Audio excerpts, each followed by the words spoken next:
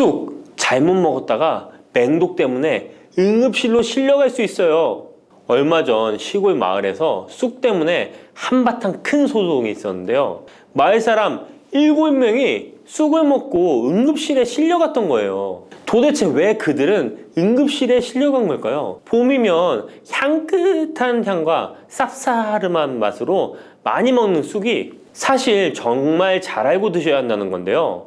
잘못 알고 먹으면 이 마을 사람들처럼 응급실에 실려갈 수 있다는 거예요. 그럼 지금부터 쑥 드실 때 주의할 점, 그리고 쑥을 드시면 안 되는 분들, 쑥과 함께 드시면 안 되는 음식, 쑥의 효능, 쑥과 함께 드시면 보약이 되는 음식에는 어떤 것이 있는지 쑥 건강하게 먹는 방법까지 알려드릴게요. 우리나라에 자라는 쑥의 종류가 40종이 넘고 쑥과 비슷하게 생긴 독초도 있어 채취 시 주의해야 합니다. 먼저 오초라는 독초가 있는데 쑥과 비슷하여 해마다 오초를 섭취하고 병원에 실려오는 환자들이 있습니다. 이 오초는 조선시대에는 사약을 만들 때 사용할 정도로 맹독을 가지고 있습니다. 많이 자랐을 때는 쑥과 어느 정도 구분이 되지만 어린 잎인 새수는 쑥과 너무 비슷해서 이런 사고가 자주 발생하게 됩니다. 그리고 쑥은 아무 데서나 채취해서 드시면 안 되는데요. 그 이유는 바로 중금속 때문입니다. 도심이나 하천, 도로변에서 채취한 쑥에서는 기준치 이상의 발암물질인 중금속이 검출되고 있어 쑥을 채취할 때는 각별히 주의하시고 웬만하면 안전하게 재배하여 판매되는 쑥을 드시는 것을 권장합니다. 또한 쑥 자체에서도 독성이 있어 주의가 필요한데요. 소화기관이 약한 사람이 과하게 섭취할 경우 복통, 설사 등의 문제가 발생할 수 있습니다. 임산부가 쑥을 드시면 자궁수축을 유발하여 조산이나 유산의 위험을 증가시킬 수 있습니다. 쑥의 독성은 봄에 채취할 때보다 여름에 채취한 싹에서 강하게 나타나게 됩니다. 쑥의 독성으로 인해 알레르기를 일으킬 수 있는데 재채기, 콧물, 눈물이 나며 두드러기, 복통의 증상이 나타날 수 있으며 심하면 호흡곤란이 생길 수 있습니다. 평소에 복숭아, 사과, 해바라기 또는 국화와 식물로 인해 알레르기 반응을 일으키는 분들은 특별히 주의하셔야 합니다. 몸에 열이 많은 분들도 쑥을 함부로 드시면 안 됩니다. 쑥이 몸에 좋다고 하여 계피, 대추 또는 각종 야채를 넣어 차를 끓여 드시기도 하고 물 대신 드시거나 쑥즙을 내어 드시는 분들이 계신데요. 평소 몸에 열이 많은 분들은 절대 이렇게 드시면 안 됩니다. 한의학에서 생쑥은 따뜻하고 익힌 쑥은 뜨겁고 매운 성질을 가지고 있는 식물이라고 합니다. 몸에 열이 많은 분들이 쑥을 저렇게 드시면 몸에 지나치게 많은 열이 발생해 특히 가슴과 머리 쪽으로 올라가게 되는데 이 열로 인해 혈압이 올라가고 심장병의 원인이 될 수도 있습니다. 이런 쑥을 드실 때는 함께 먹는 음식도 중요한데요. 절대로 함께 드시면 안 되는 음식은 우유입니다. 요즘 쑥을 이용해 케이크도 만들고 음료로 쑥 라떼 같은 것도 인기가 높은데요. 쑥의 효능들이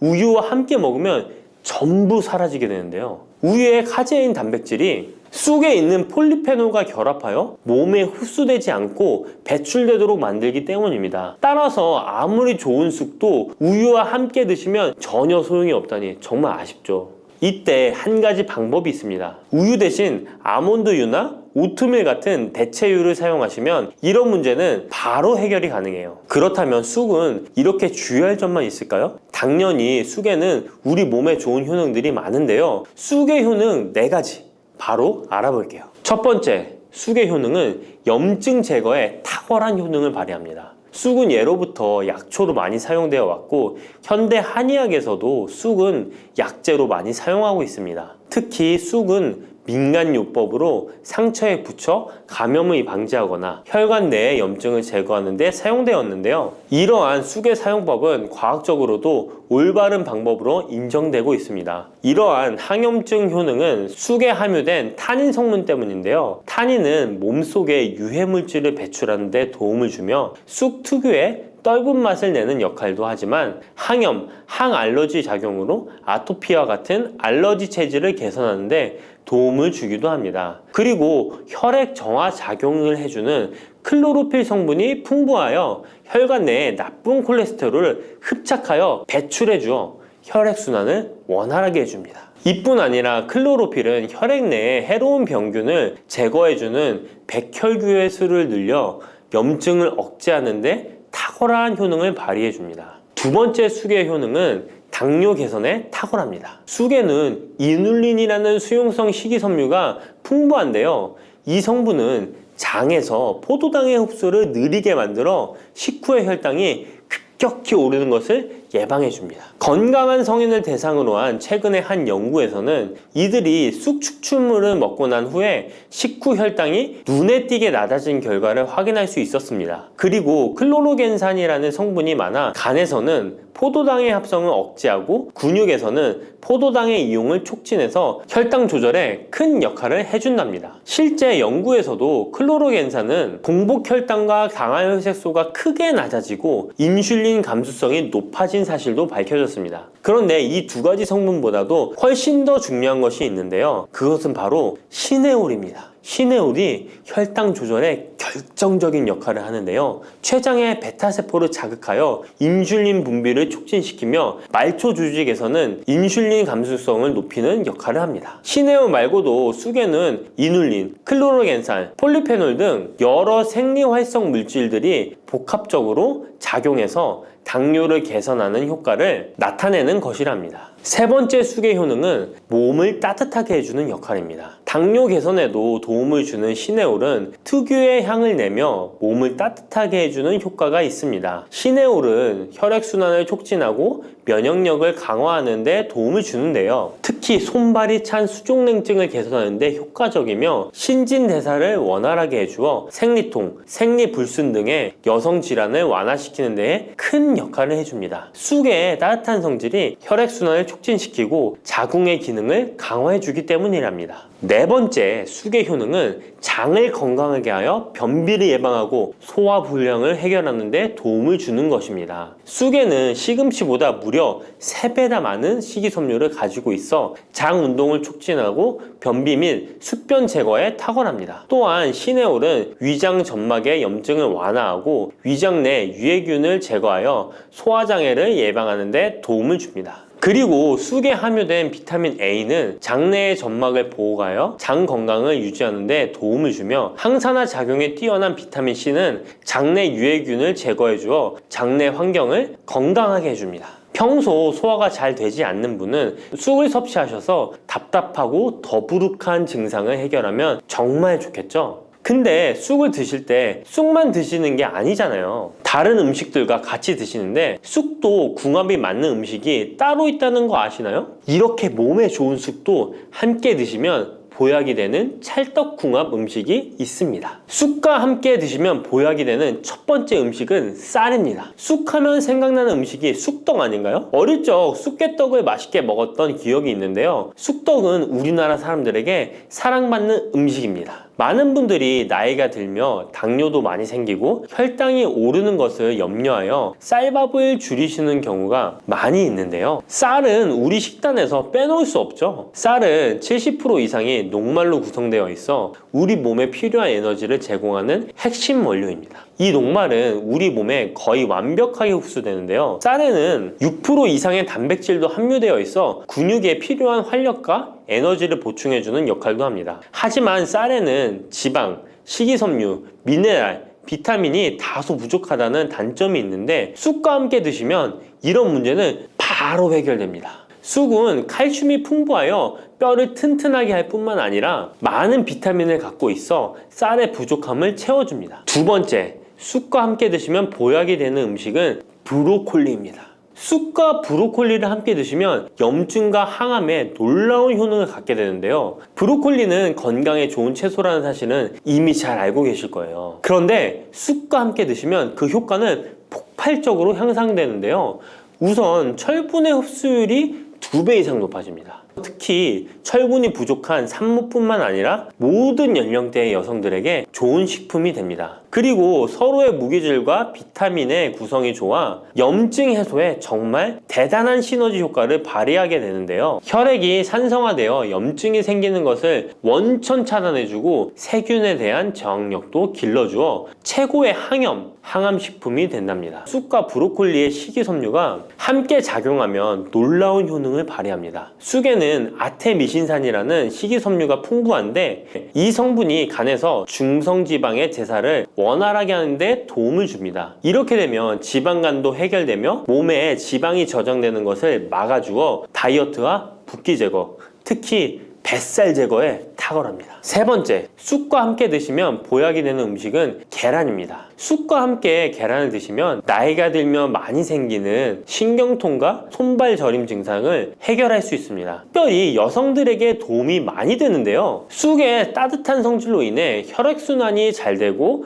몸의 붓기와 독소를 제거해주는 효과가 좋아 신경통, 저림 같은 증상을 진정시키는데 놀라운 효능을 발휘하는 것입니다. 계란의 단백질과 쑥이 만나 근육을 단단하게 만들어줍니다. 계란에는 단백질과 항산화 성분이 풍부하지만 비타민C가 부족한데 쑥에 많은 비타민C가 있어 계란의 부족한 부분을 채워줍니다. 쑥의 칼륨과 미네랄은 혈액 속에서 세포의 균형을 지켜주고 폐를 정화하여 폐 질환도 완화시켜줍니다. 또한 골다공증과 같은 뼈 질환을 예방해주기도 합니다. 그리고 쑥과 계란을 함께 드시면 뇌 건강에도 좋은데요. 계란의 콜린과 쑥의 비타민이 함께 기억력과 인지 능력을 향상시켜주고 뇌세포를 보호하여 치매를 예방해줍니다. 네 번째, 쑥과 함께 드시면 보약이 되는 음식은 콩나물입니다. 콩나물과 쑥은 식이섬유와 필수 아미노산이 풍부하여 소화 기능을 강화시키는데 탁월한 시너지를 발휘합니다. 콩나물에는 다양한 비타민과 미네랄이 풍부하여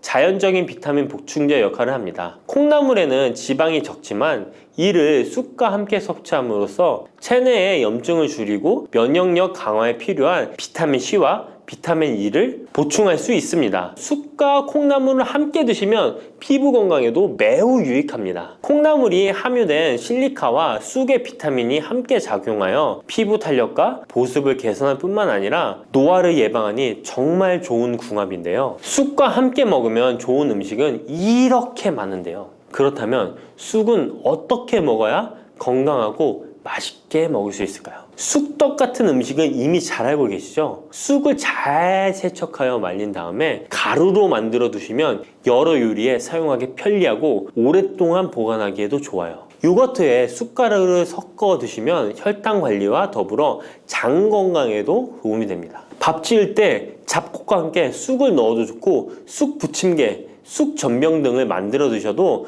맛과 향이 좋습니다. 계란물에 쑥가루를 넣어 계란말이를 해 드셔도 되고 계란찜이나 계란국에 쑥을 넣어 드셔도 됩니다. 계란찜이나 계란말이를 만들 때 브로콜리까지 넣어 드시면 건강에 더욱 좋은 음식이 된답니다. 마늘이 몸에 좋다는 사실은 너무도 잘 알고 계시죠? 그런데 이것과 함께 먹으면 암과 치매에 걸린다니 깜짝 놀라셨나요? 아무리 몸에 좋은 마늘이지만 함께 먹으면 오히려 몸에 독이 되는 음식들도 있습니다.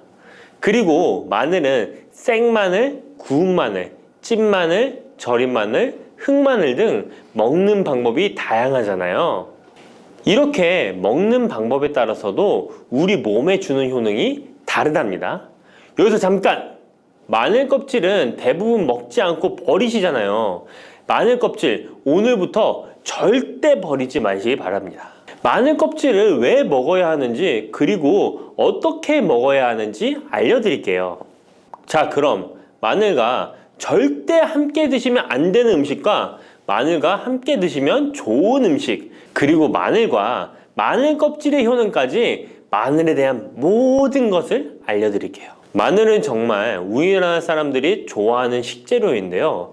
한국농촌경제연구원이 발표한 자료에 의하면 우리나라 1인당 1년 동안 마늘 소비량이 7kg인데요. 놀라지 마세요. 세계 평균이 0.8kg이랍니다. 우리나라 사람들이 마늘을 정말 많이 먹고 있죠. 마늘을 많이 먹는다는 것, 그만큼 건강한 식단을 먹고 있을 가능성이 높은 건 사실이지만 먹는 방법에 따라 오히려 독이 될 수도 있습니다. 여기서 마늘과 절대 함께 먹으면 안 되는 음식 첫 번째는 바로 빵입니다. 마늘빵 아시죠? 마늘이 발라져 있어 달콤 쌉싸름한 마늘 맛도 나고 향긋한 향도 좋아 즐겨 먹게 되는데요. 마늘이 있어서 몸에도 좋은 빵이라고 착각하고 즐겨 드실 수 있는데요. 마늘빵은 절대 드시면 안 됩니다. 왜냐하면 빵의 재료인 밀가루는 탄수화물이 주 성분인데요. 밀가루의 고탄수화물은 소화 과정에서 당으로 분해되고 혈당 지수를 급격히 올리게 되며 이때 인슐린의 분비가 과도하게 됩니다. 이런 현상이 반복되게 되면 체내의 인슐린 저항성이 높아지고 췌장을 망가뜨려 당뇨를 유발할 수 있는 것입니다. 그리고 이 당은 몸에 흡수되면서 지방으로 변하고 쉽게 살이 찌게 되어 비만을 야기할 수 있습니다. 밀가루 빵을 만들면 글루텐이라는 단백질이 생성되는데 이 글루텐은 소화불량, 복통, 변비 등 증상을 유발할 수 있습니다. 이뿐만 아니라 글루텐이 몸에 들어오면 장에서 에소루핀이라는 성분이 만들어지게 되는데 이 에소루핀은 중독성이 강해 밀가루 중독을 일으켜 빵 같은 밀가루를 과다 섭취하게 만든다는 것입니다. 마늘이 아무리 좋은 성분으로 항암작용, 항염증 작용을 한다고 해도 마늘빵으로 드신다면 아무 소용이 없는 것입니다. 그러면 마늘은 어떻게 먹어야 마늘의 효능을 극대화할 수 있을까요? 마늘은 생으로 드실 때도 물론 좋지만 익혀서 드실 때 더욱 좋습니다. 몸에 보약이 되는 마늘 먹는 법, 첫 번째는 마늘밥입니다. 국립농업과학원에 따르면 마늘의 S-알리시스테인 함량을 조리법에 따라 조사한 결과 생마늘일 때 S-알리시스테인 함량이 2.77mg 정도 되었고 삶기 시작한 후 30분이 지나면 4.92mg이 되었으며 1시간이 지났을 때 9.16mg으로 생마늘에 비해 무려 4배 이상이 많아진다고 했습니다. 뿐만 아니라 121도의 온도에서 1시간 동안 마늘을 쪘을 때 S-알리시스테인 함량이 50.24mg으로 생마늘보다 18배 정도 높았다고 연구 결과를 발표했습니다. 따라서 마늘을 드실 때는 1시간 이상 끓여서 드시는 것이 좋은데요. 이런 방법이 번거로워 추천드리는 방법이 바로 마늘밥입니다. 밥을 할 때 마늘을 넣는데요. 1인분에 마늘 3, 4알 정도씩 넣어서 밥을 하시면 됩니다. 현미가 있다면 현미를 넣은 마늘밥을 하시면 더욱 좋은데요. 현미 속에는 티아민이라는 성분이 있는데 마늘의 S-알리시스테인과 현미의 알리티아민 두 가지 성분을 모두 섭취하여 항암 효과뿐만 아니라 피로회복, 근육통 완화에도 좋은 밥이 되는 것입니다. 그럼 마늘밥을 하기 위해 마늘을 까고 나면 껍질은 어떻게 하셨나요? 버리셨나요? 오늘부터는 절대 버리지 말기 바랍니다. 마늘에 효능하면 첫 번째로 생각나는 것이 아마도 항암 효과일 거예요. 그런데 마늘 껍질을 통해 엄청난 항암 효과를 누릴 수 있는데요. 우리나라 연구진에서 연구한 결과 마늘 껍질을 70% 에탄올 용매로 반복 추출해서 만든 마늘 껍질 추출물이 암 예방 효과에 탁월한 효능이 있다고 발표되었습니다. 특히 유방암, 위암, 간암, 대장암, 폐암, 세포뿐 아니라 다양한 암세포에 대한 억제 효과가 있다고 했는데요. 그 중에서도 유방암 세포의 증식을 억제하는 데 효과가 가장 높았다고 합니다. 마늘 껍질의 두 번째 효능은 바로 심혈관을 튼튼하게 한다는 것입니다. 마늘 껍질은 마늘 알맹이보다 식이섬유가 4배, 폴리페놀이 7배나 많게 함유되어 있는데요. 식이섬유는 혈관 내에 나쁜 콜레스테롤을 흡착해 몸 밖으로 배출하는 데 도움을 주고 항산화 성분인 폴리페놀은 콜레스테롤이 산화되는 것을 막아 나쁜 콜레스테롤이 만들어지는 것을 방지하는 데 효능이 있는 아주 중요한 성분입니다. 마늘 껍질에 함유된 알리신 성분은 혈중 지지를 낮춰 콜레스테롤과 중성지방을 낮추는 데 효과적인 성분입니다. 이를 통해 동맥경화를 방지하는 데 도움을 주어 심혈관 질환을 예방하는 데 좋은 성분인 것입니다. 또 마늘 껍질을 말려 분말로 만들어 음식에 넣어 드시면 비만을 막아주는 효과를 볼 수 있는데요. 식이섬유가 풍부해 지방의 흡수를 막고 나쁜 지방을 배출하는 데에도 탁월한 효능이 있습니다. 뿐만 아니라 체내 지방의 대사를 촉진하여 지방 분해가 빠르게 일어나 체지방을 제거하는 데 아주 효과적입니다. 그리고 마늘 껍질 분말로 드시는 방법 말고 차로도 드시는 방법이 있는데요. 마늘차 우리는 법을 알려드릴게요. 마늘 껍질을 깨끗하게 씻어 말린 다음에 기름을 두르지 않은 팬에 마늘 껍질을 넣고 볶아주어 수분을 없애줍니다. 이렇게 하는 이유는 수분을 없애는 것도 있지만 마늘 껍질을 열을 가하게 되면 항산화 성분인 폴리페놀과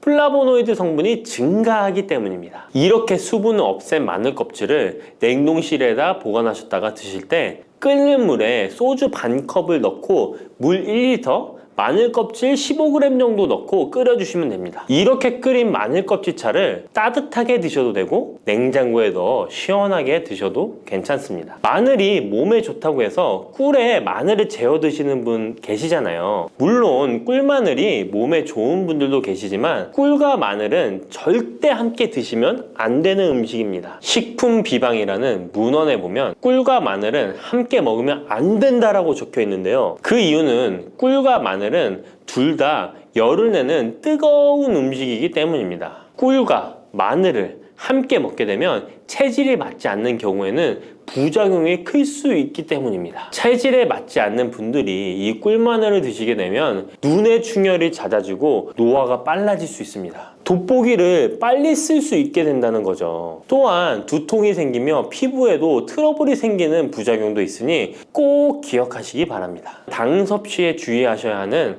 당뇨, 고지혈증을 갖고 계신 분들이나 암 환자분들은 절대로 꿀마늘을 드시면 안 됩니다. 그렇다면 마늘을 또 어떻게 드시는 것이 좋을까요? 바로 다양한 쌈채소와 함께 드시는 것을 추천드립니다. 마늘의 매운맛을 내는 알리신 성분이 혈관을 건강하게 하여 암을 예방하고 쌈채소를 통해 다양한 비타민과 무기질을 섭취하며 풍부한 항산화 물질도 섭취해 활성산소를 제거하고 혈관을 깨끗하게 해 노화를 방지하고 활력이 넘치는 건강한 몸이 될 수 있는 것이죠. 그런데 마늘을 반찬으로 만들어 드실 때 절대 드시면 안 되는 것이 있습니다. 그것은 바로 마늘장아찌입니다. 아니, 마늘장아찌가 왜? 라고 의문이 생기는 분들이 계시죠? 모든 마늘장아찌가 안 된다는 것이 아니라 설탕이 많이 들어간 마늘장아찌는 만들어 드시면 안 됩니다. 시중에 판매되는 마늘장아찌에는 설탕이 많이 들어가 있을 가능성이 높으니 절대 드시지 않기를 바랍니다. 몸에 좋은 마늘도 설탕과 함께 먹으면 오히려 독이 되는데요. 설탕이 많이 함유된 마늘장아찌를 드시게 되면 혈당이 급격하게 오르고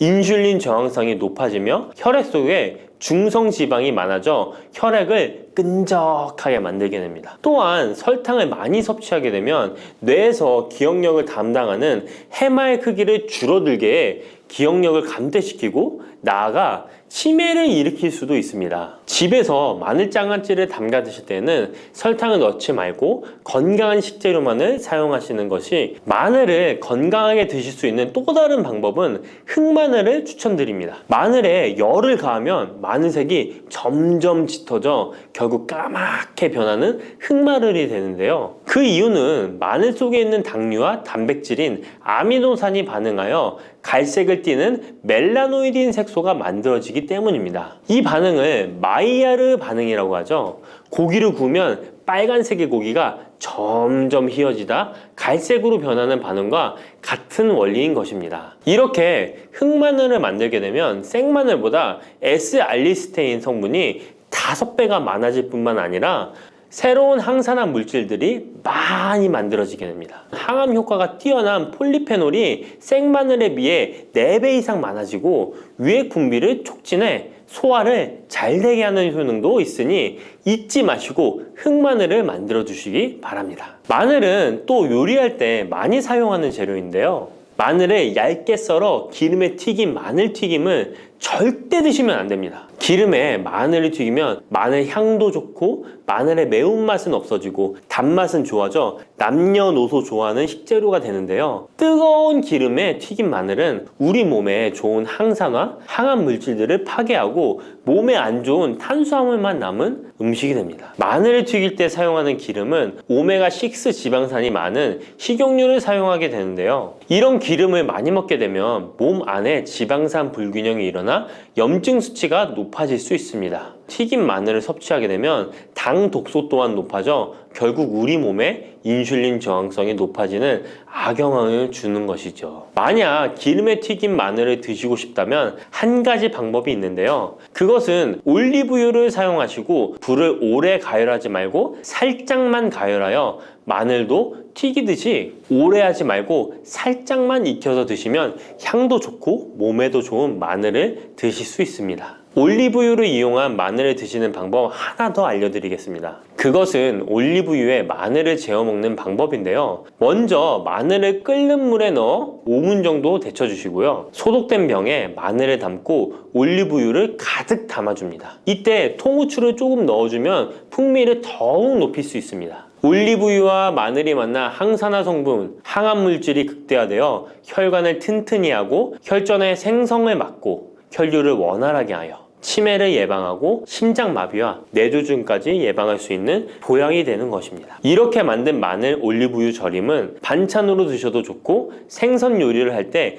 이 마늘을 으깨어 생선에 발라주면 생선 비린내를 잡아줄 뿐만 아니라 마늘과 올리브유의 풍미가 더해져서 더욱 맛있는 요리가 될 수 있습니다. 이렇게 좋은 마늘도 드실 때 주의하셔야 할 분들이 계신데요. 마늘의 효능 중에 혈전을 제거하고 혈류를 원활하게 하는 효능이 있었잖아요. 이런 효능이 혈액을 묽게 만들기 때문인데요. 와파린, 아스피린 같은 혈전 용해제를 복용하시는 분들이 마늘을 많이 드시게 되면 상처가 났을 때 피가 잘 멈추지 않을 수 있으니 주의하시기 바랍니다. 평소 위염이나 위궤양이 있어서 위가 안 좋으신 분들은 마늘에 알리신 성분이 위 점막을 자극하여 증상이 악화될 수 있으니 주의하시기 바랍니다. 그리고 과민성 대장 증후군이 있는 분들도 마늘을 많이 드시게 되면 복통이 일어날 수 있으니 마늘은 조금만 드시길 바랍니다. 부추와 이것을 함께 드시면 죽어가던 혈관이 살아나고 치매가 예방됩니다. 부추에는 항산화 성분과 각종 비타민, 칼슘, 칼륨 등의 미네랄 성분이 풍부하여 간 해독에 좋고 콜레스테롤을 낮추며 당뇨 예방과 조절에 도움이 되고 심혈관 질환을 예방하는 데에도 탁월한 효능이 있습니다. 부추가 건강에 도움이 된다는 사실은 많은 분들이 알고 계시지만 부추의 효능에 대해 자세히 알고 계신가요? 부추의 효능, 함께 먹으면 보약이 되는 음식과 부추를 드실 때 주의할 점, 그리고 부추의 특별한 조리법까지 모두 알려드릴게요. 같이 먹으면 좋은 음식 첫 번째는 두부입니다. 두부는 기본적으로 단백질이 풍부하며 리놀렌산, 레시틴, 피토스테롤 등의 성분이 풍부해서 몸 안에 콜레스테롤 수치를 낮춰주고 혈액순환을 원활하게 하여 동맥경화, 심근경색, 뇌출혈 등의 심혈관 질환을 예방할 수 있습니다. 그리고 두부는 체력과 근력을 유지하는 데 큰 도움을 주는데요. 바로 두부의 풍부한 단백질 때문이죠. 근육은 매일 일정량이 새로운 근육으로 대체되기 때문에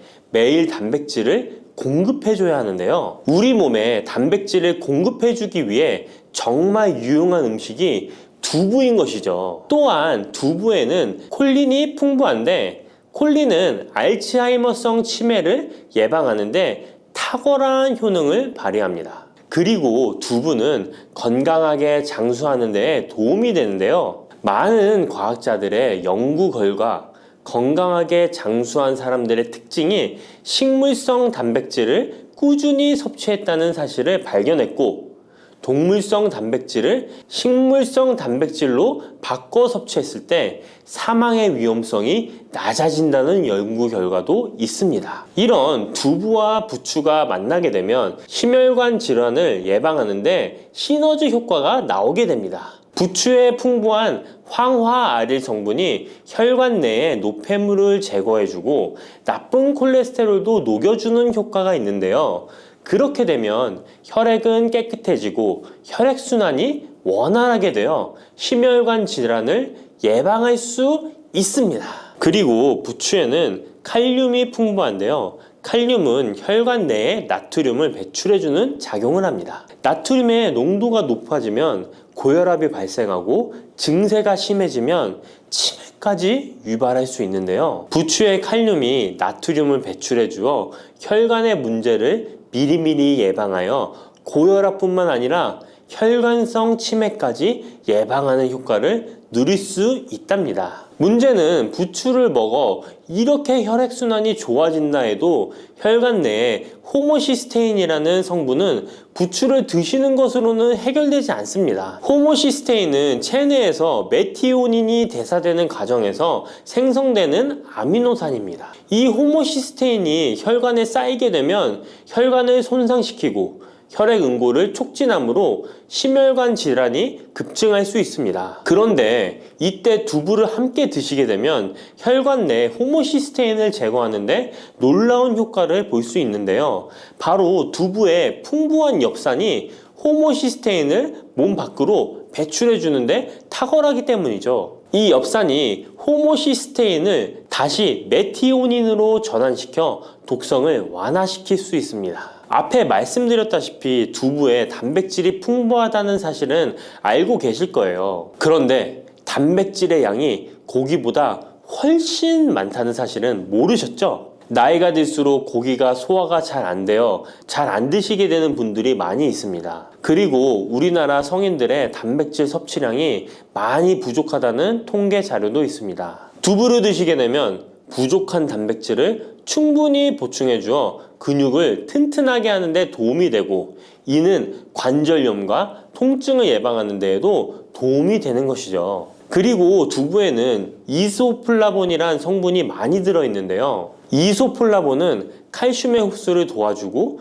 뼈에서 칼슘이 빠져나가는 증상까지 막아주는 효능이 있습니다. 이런 효능으로 노년기 골다공증을 예방하는 데 큰 역할을 해줄 수 있죠. 다만 이런 두부는 찬 성질을 가지고 있어 몸이 찬 분들이 드시면 소화가 잘 안 될 수 있는데요. 부추와 함께 드시면 이런 문제를 해결할 수 있습니다. 부추는 따뜻한 성질을 가지고 있기 때문에 두부의 찬 성질을 중화시켜 줄 수 있습니다. 그럼 두부와 부추를 함께 드시는 방법 알려드릴게요.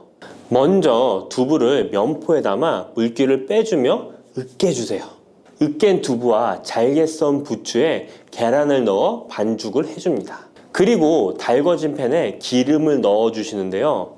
이때 기름은 오메가3가 풍부한 올리브유나 들기름을 사용해 주세요.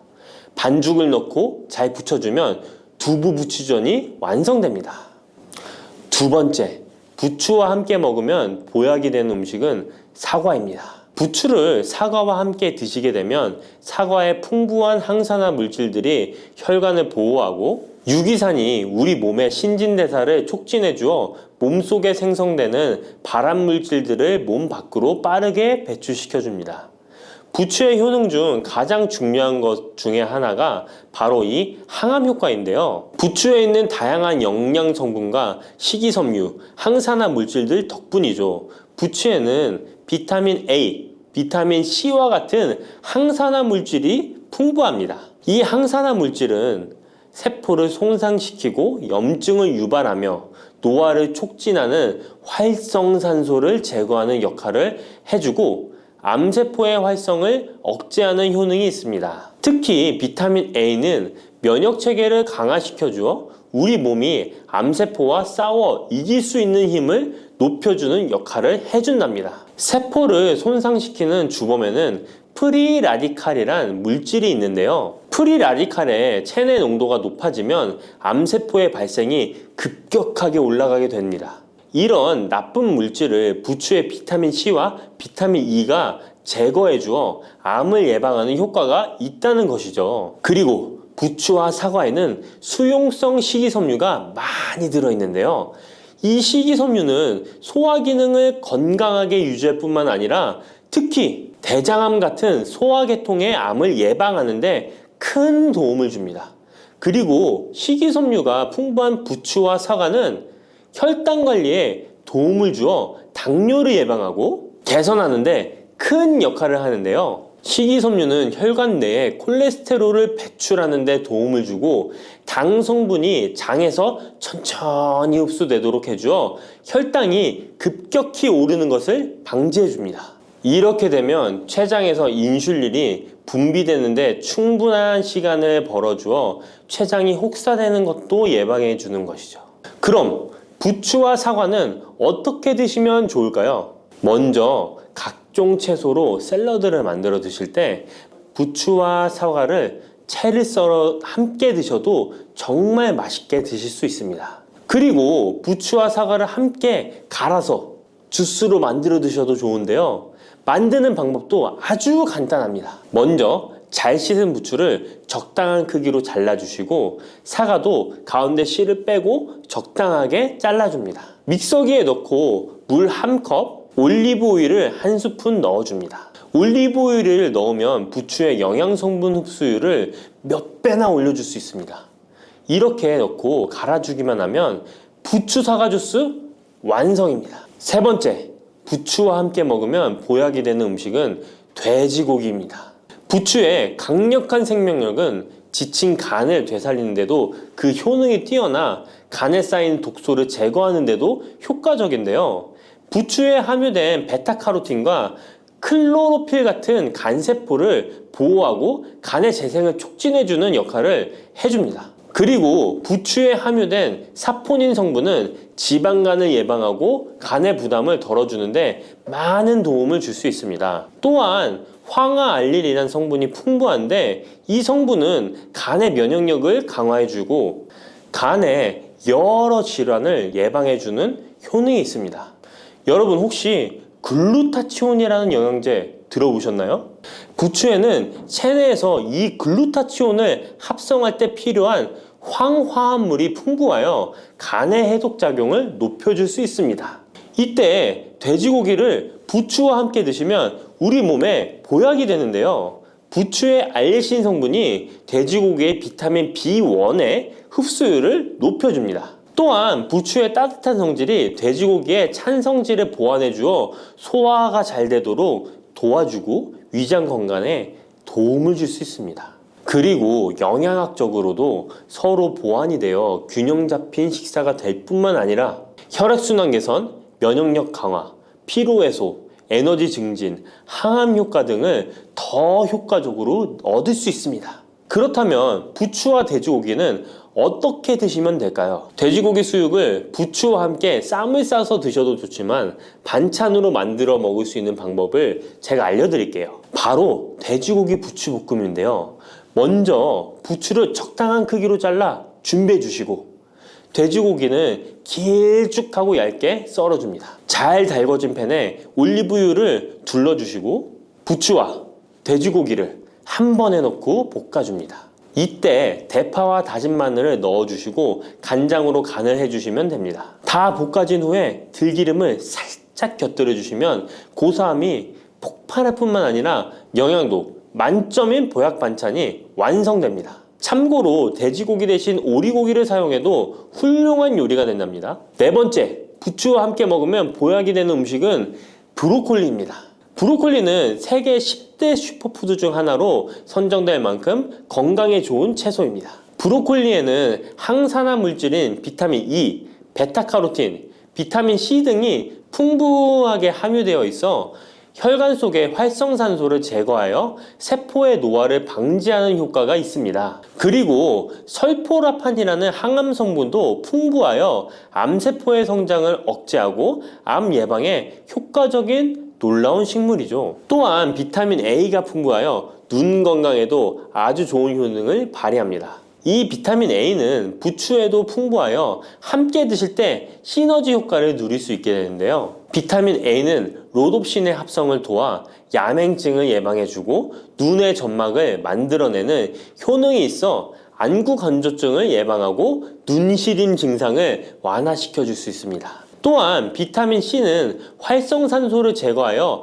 안구세포를 보호해주고 눈의 혈관을 건강하게 유지시켜 주어 망막이 손상되는 것을 막아줍니다. 이런 효능으로 눈이 충혈되는 것과 통증을 완화시켜 줄 수 있습니다. 눈 질환 중에 황반변성은 노인의 실명 원인 1위로 매우 위험한 질병인데요. 부추와 브로콜리에 풍부하게 들어있는 비타민 E가 예방해 줄 수 있습니다. 황반변성은 안구의 급격한 노화로 인해 발생하는데 비타민 E가 노화를 막아주는 효능이 있어 황반변성을 예방하는 데 도움을 줍니다. 이 비타민 E는 비타민 C, 비타민 A와 함께 먹을 때 우리 몸에서 흡수율이 올라가는데요. 그렇기 때문에 부추와 브로콜리를 함께 먹으면 눈을 건강하게 하는데 높은 시너지 효과를 가질 수 있습니다. 그렇다면 부추와 브로콜리는 어떻게 드실 수 있을까요? 지금 바로 함께 먹는 특급 조리 방법을 알려드릴게요. 잘 씻은 부추를 적당 크기로 잘라 준비하고 브로콜리는 송이를 나누어 끓는 물에 부추와 함께 살짝 데쳐줍니다. 데친 부추와 브로콜리는 찬물에 헹군 후에 물기를 제거합니다. 간장, 식초, 설탕, 다진 마늘, 참기름을 섞어 양념장을 만들어 부추와 브로콜리를 골고루 묻혀줍니다. 마지막으로 통깨를 뿌려주면 맛있는 부추 브로콜리 무침이 완성됩니다. 이렇게 몸에 좋은 부추도 주의해야 할 사항이 있습니다. 돼지고기와 함께 먹을 때는 좋지만 소고기와는 함께 먹지 않는 것이 좋습니다. 소고기는 부추와 비슷하게 따뜻한 성질을 가지고 있습니다. 부추와 함께 드시게 되면 뜨거운 성질이 강화되어 위와 장 등의 소화기관에 강한 자극을 주게 되어 소화불량을 일으키고 복통이나 설사를 유발할 수 있습니다. 너무 많이 드시게 되면 그 열로 인해 두통과 불면증까지 오는 경우도 있습니다. 그리고 신장 기능이 약하신 분들도 부추를 드실 때 주의하시는 게 좋은데요. 그 이유는 부추의 풍부한 칼륨 때문입니다. 칼륨이 몸속에 나트륨을 배출해주는 효능이 있지만 신장이 약하신 분들이 부추를 과하게 드시게 되면 많은 양의 칼륨이 몸에 들어오게 되고 약한 신장이 칼륨을 몸 밖으로 잘 배출해주지 못하게 됩니다. 그렇게 되면 고칼륨 혈증이 나타나 근육이 약화될 수 있고 심장 박동이 불규칙해질 수 있으며 심하면 호흡곤란을 초래하기도 합니다. 따라서 신장 질환이 있으신 분들은 몸 상태를 보면서 소량씩 드시는 게 좋겠습니다. 검은콩 드실 때 제발 이렇게 드세요. 그래야 내장 지방 싹 녹아내리고 치매를 예방할 수 있어요. 검은콩이 건강에 좋다는 사실 모두 알고 있을 텐데요. 특히 내장 지방을 없애 뱃살을 뺐는데 좋다고 알고 계실 거예요. 또한 검은콩은 혈관에 쌓이는 콜레스테롤 수치도 낮춰주는 효과가 있다고 하는데요. 그래서 볶아도 먹고 밥에 넣어서도 많이 드시지 않나요? 근데 정작 우리의 뱃살은 빠지지 않고 콜레스테롤 수치도 낮아지지 않는데요. 그건 먹는 방법에 문제가 있기 때문이에요. 물론 검은콩은 몸에 좋은 역할을 하는 효능이 많이 있지만 어떻게 먹느냐에 따라 오히려 몸에 독이 될 수도 있고 반대로 효능을 극대화시킬 수 있는데요. 그래서 검은콩에 대해 아주 잘 알고 드셔야 합니다. 이미 잘 알고 계시는 것처럼 검은콩은 대표적인 블랙푸드입니다. 물론 검은깨와 흑미도 요즘 건강식으로 많이 찾으시는 식품이고요. 블랙푸드라는 게 말 그대로 껍질이 검정색이라서 블랙푸드인데요. 그렇다면 검은콩은 도대체 뭐가 그렇게 좋은 걸까요? 검은콩의 효능 중에 첫 번째는 항산화 효과입니다. 검은콩에는 플라보노이드라는 강력한 항산화 성분이 풍부하게 들어있는데요. 플라보노이드는 식물세포에 존재하는 물질로 항산화 작용을 통해 우리 몸에 산화 스트레스를 줄여주는 역할을 합니다. 산화 스트레스라는 게 뭐냐면 우리 몸의 세포가 손상되는 원인 중 하나로 이것은 환경적인 요인, 염증, 그리고 우리 몸의 자연적인 대사 과정에서 발생하는 스트레스라고 생각하시면 됩니다. 이런 산화 스트레스로 인해서 활성산소라는 물질이 생겨 세포 손상, 노화, 다양한 질병의 발병을 촉진할 수 있는 거죠. 그런데 검은콩에 들어있는 항산화제인 플라보노이드는 세포의 손상을 예방해서 우리 몸의 산화 스트레스를 줄여줍니다. 이는 노화를 느리게 하고 심장질환, 암, 알츠하이머 병 등과 같은 여러 가지 질병의 위험을 줄이는데 도움이 되는데요. 그렇기 때문에 검은콩은 플라보노이드 함량으로 인해 우수한 항산화 식품으로 간주됩니다. 검은콩의 효능 두 번째는 혈당 조절에 좋습니다. 혈당이란 간단히 말하면 우리 몸에서 음식을 소화하면서 만들어지는 당을 말하는 건데요. 이 당이 우리 몸의 에너지를 만드는데 꼭 필요하죠. 그런데 당이 너무 많아지면 몸에 나쁜 영향을 줄 수 있어요. 그래서 우리 몸은 당을 잘 조절해야 합니다. 그렇다면 검은콩이 어떻게 혈당을 조절하는 걸까요? 바로 검은콩 안에는 단백질과 식이섬유가 많이 들어있는데, 단백질은 우리 몸을 튼튼하게 만드는 데 도움을 주고, 식이섬유는 포만감을 느껴지게 해서 먹는 양을 줄일 수 있게 도와줍니다. 여기서 식이섬유의 역할이 중요한데요. 식이섬유는 당이 너무 빨리 몸에 흡수되는 것을 막아줍니다. 이렇게 되면 당이 천천히 몸에 흡수되어 혈당이 급격하게 오르는 것을 막아주게 되는 거죠. 검은콩의 효능 세 번째는 콜레스테롤 수치 조절입니다. 검은콩은 콜레스테롤 수치를 낮추는데 도움이 되는데요. 콜레스테롤은 우리 몸이 필요로 하는 지방 중 하나이지만 이게 너무 많으면 혈관을 막아 심근경색이나 뇌혈관 질환을 일으키는 원인이 되는 거죠. 근데 검은콩에 들어있는 식이섬유는 우리 몸에서 콜레스테롤을 흡수하는 것을 줄여주는 역할을 합니다. 그 중에서 특히 검은콩에 들어있는 용해성 식이섬유는 콜레스테롤과 결합하여 그것을 체외로 배출하는데 도움을 주는데요. 그것 말고도 검은콩에는 불포화 지방산이라는 건강한 지방도 풍부하게 들어있습니다. 이 불포화 지방산은 나쁜 콜레스테롤인 LDL 콜레스테롤을 줄이고 좋은 콜레스테롤인 HDL 콜레스테롤을 늘려주는 역할을 합니다. 이렇게 해서 심장 건강을 유지하는 데 도움을 주게 되는 거예요. 검은콩의 효능 네 번째는 눈 건강에 좋습니다. 검은콩에는 눈 건강에 도움이 되는 여러 가지 영양소가 들어있는데요. 그 중에서도 루테인과 제아잔틴은 눈 건강에 특히 중요한 역할을 합니다. 루테인과 제아잔틴은 우리 눈의 황반 부분에 많이 있는 영양소인데, 이 황반은 우리가 선명하게 볼 수 있게 해주는 중요한 부분입니다. 루테인과 제아잔틴은 이 황반을 보호해주고 밀도를 유지시켜 눈의 노화를 막아주고 블루라이트와 같은 유해 파장의 빛으로부터 보호하는 역할을 하게 되는 거죠. 특히 루테인과 제아잔틴은 황반병성이라는 눈 질환을 예방하는 데 도움을 주는데요. 황반병성은 우리가 나이를 먹으면서 발생할 수 있는 눈의 질환으로, 이 증상이 심해지면 시력을 잃게 만드는 주요 원인 중 하나입니다. 검은콩의 다섯 번째는 뼈를 튼튼하게 해줍니다. 검은콩은 뼈 건강에도 도움이 되는 여러 가지 영양소를 함유하고 있는데요. 그 중에서도 칼슘과 마그네슘이 뼈 건강에 특히 중요한 역할을 합니다. 먼저 칼슘은 우리 뼈와 이를 지탱하는 치아를 만드는 주요 성분입니다. 또한 우리 몸의 다른 중요한 기능들, 예를 들어 심장 박동과 신경 전달에도 필요한 물질입니다. 이런 중요한 칼슘이 검은콩에는 풍부하게 들어있어서 꾸준히 섭취하면 뼈를 튼튼하게 해주는 게 탁월한 식품이라고 할 수 있는 거죠. 그리고 마그네슘도 뼈 건강에 중요한 역할을 하는 미네랄인데요. 마그네슘은 칼륨이 우리 뼈에 제대로 흡수되는 것을 도와줍니다. 또한 이 마그네슘은 뼈의 구조를 유지하는 데 필요하며 뼈를 강하게 만드는 데 도움을 줍니다. 검은콩의 효능 여섯 번째는 피부 노화를 막아주는 효능이 있습니다. 검은콩에 들어있는 비타민 E, 아미노산, 그리고 항산화 성분이 피부 건강에 특히 중요한 역할을 합니다. 먼저 비타민 E는 피부를 보호하는 데 중요한 역할을 합니다. 비타민 E가 피부의 수분을 유지하는 데 도움을 주는데요. 추가로 비타민 E는 피부의 재생을 지원하고 피부 표면의 건강을 유지하는 데 필요한 지방산을 보호하는 역할까지 합니다. 이것뿐만 아니라 검은콩에 들어있는 아미노산은 우리 몸에 단백질을 만드는 데 필요한 성분인데요. 이게 왜 피부에 좋냐면 우리의 피부는 대부분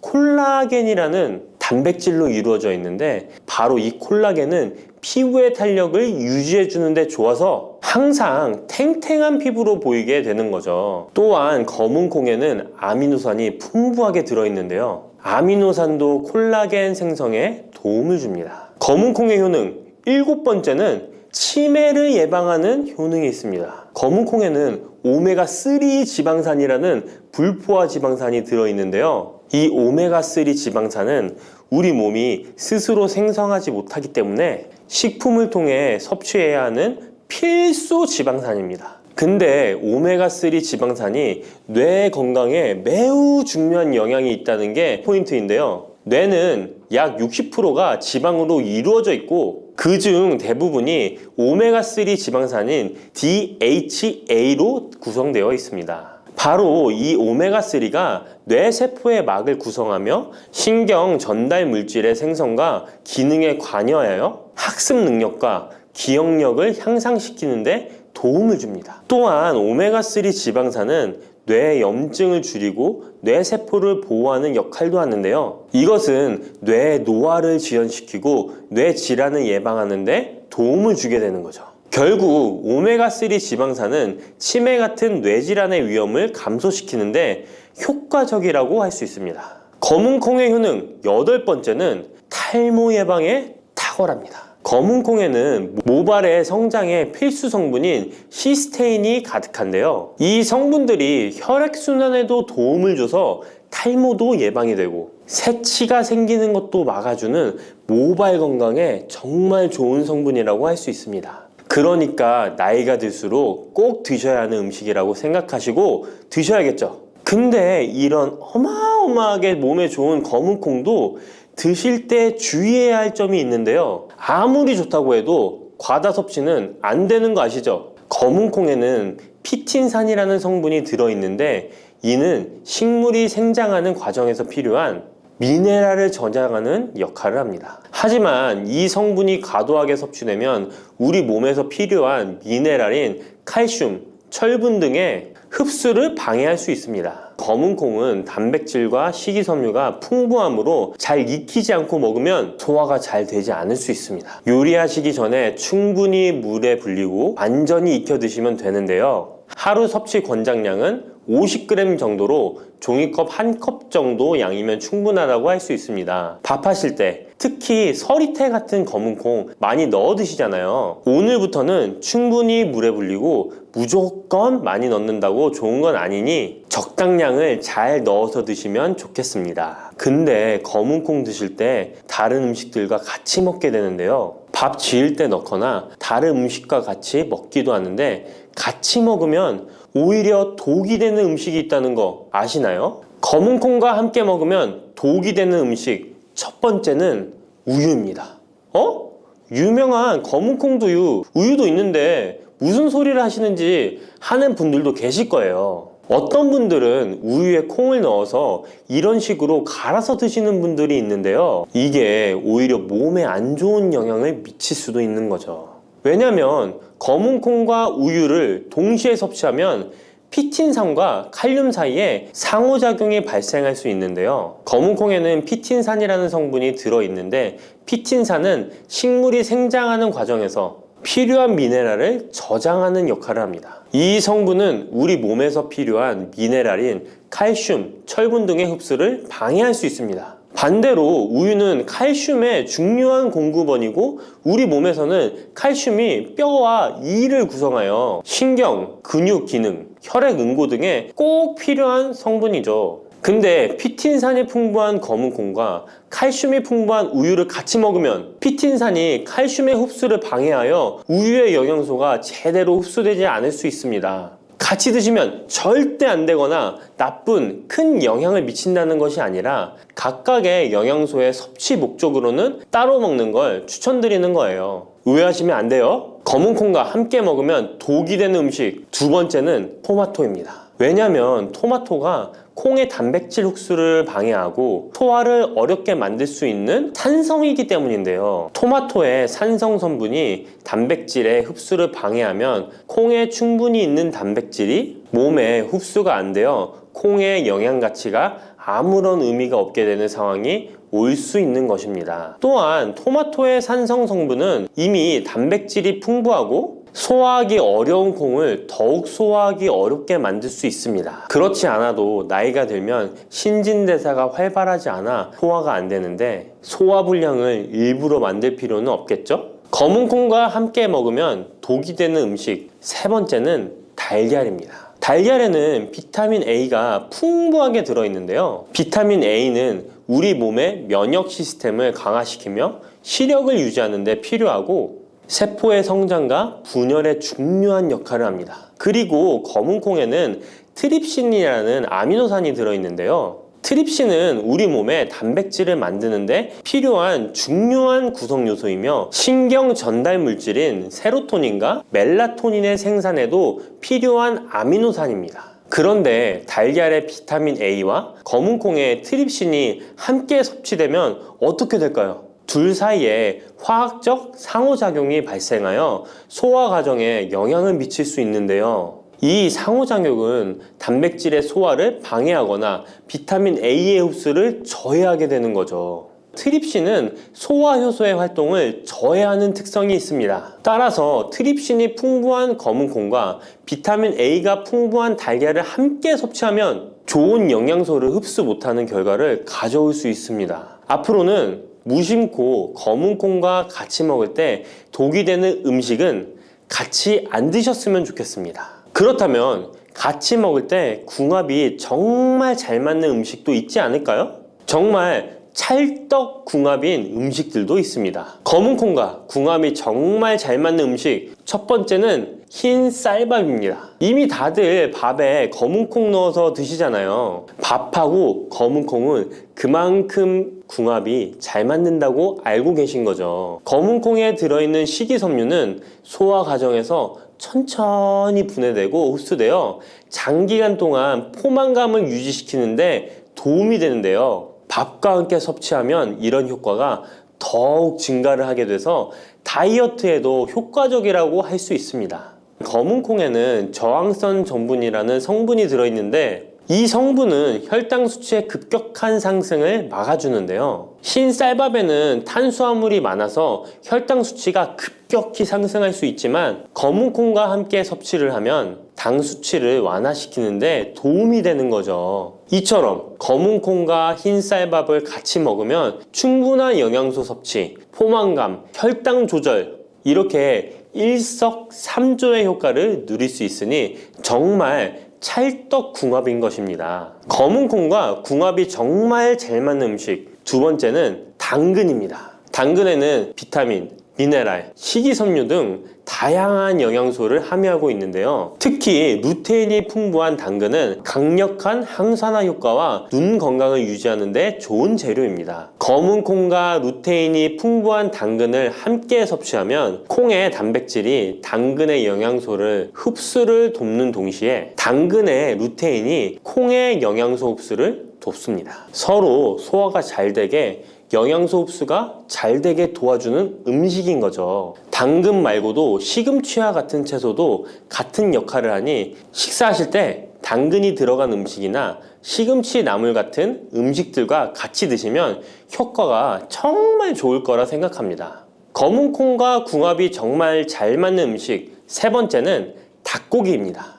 검은 콩은 식물성 단백질의 좋은 원천이라고 잘 알고 있을 거예요. 근데 식물성 단백질은 동물성 단백질에 비해 필수 아미노산의 비율이 적은데요. 필수 아미노산은 우리 몸이 스스로 생산할 수 없는 아미노산으로 반드시 음식을 통해 섭취해야 하는 성분입니다. 닭고기는 동물성 단백질의 좋은 원천이며 모든 필수 아미노산을 골고루 함유하고 있습니다. 따라서 검은콩과 닭고기를 함께 섭취하면 두 가지 종류의 단백질이 서로를 보완하게 되는데요. 이렇게 함께 섭취하면 검은콩에서는 얻을 수 없는 필수 아미노산을 닭고기에서 보충할 수 있습니다. 반대로 동물성 단백질만을 섭취할 때보다 식물성 단백질의 섭취 비율을 늘려주는 것은 심혈관 건강에도 정말 좋은 효과를 볼 수 있습니다.